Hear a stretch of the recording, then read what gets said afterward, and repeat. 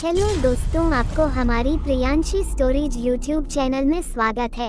नई नई हिंदी कहानियाँ सुनने के लिए हमारे चैनल को सब्सक्राइब करें। चलिए आज की कहानी शुरू करते हैं।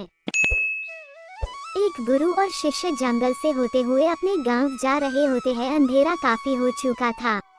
शिष्य ने अपने गुरु से कहा कि गुरु की काफी रात हो चुकी है, अगर आप कहे तो आज की रात यही आसपास के किसी गांव में गुजार ले। गुरुजी ने अपना सर हिलाया और वो आसपास के गांव में एक छोटे से घर के पास जाकर रुके।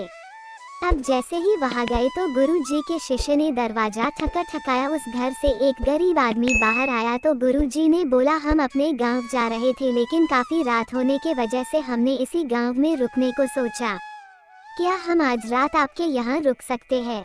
गरीब आदमी बोला, हाँ क्यों नहीं, आप दोनों अंदर आ जाइए। अब जैसे ही गुरुजी अंदर गए उन्होंने देखा कि उस आदमी के घर में बहुत ज्यादा गरीबी थी।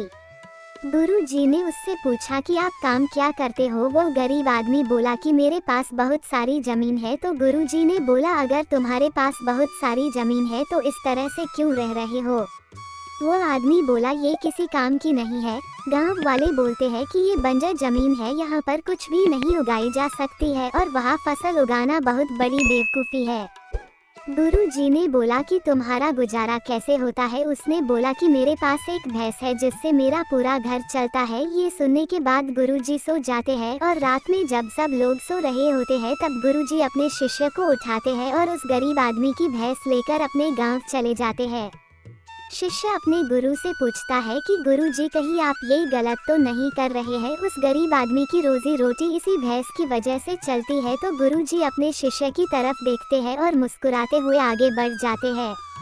उस बात को तकरीबन 10 साल गुजर जाती है और जो गुरु का शिष्य था वह बहुत बड़ा गुरु बन चुका था। तो एक दिन उन्हें उस गरीब आदमी की याद आती है कि मेरे गुरु ने उस आदमी के साथ अच्छा नहीं किया था, मुझे एक बार चलकर देखना चाहिए कि वह आदमी अब किस परिस्थिति में है।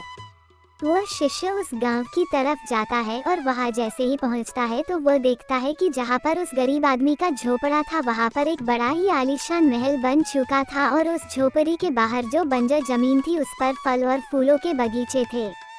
तभी उधर से उस घर का मालिक आता है। शिष्य उसे पहचान लेता है और उस आदमी को बोलता है, तुमने मुझे पहचाना? मैं अपने गुरु जी के साथ आया था, हमने एक रात के लिए आपके यहाँ रुके भी थे।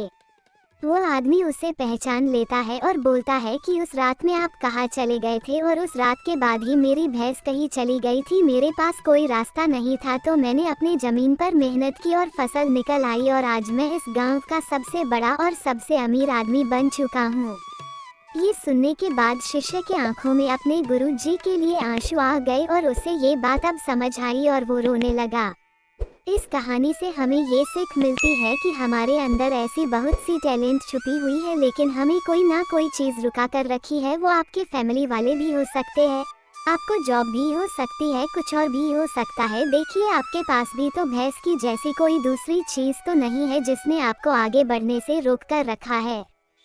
अगर आपको हमारी स्टोरी अच्छी लगी हो तो अपने दोस्तों के साथ भी शेयर कीजिए, लाइक कीजिए और कमेंट में ज़रूर बताइए कि कैसी लगी हमारी ये कहानी। वीडियो देखने के लिए शुक्रिया।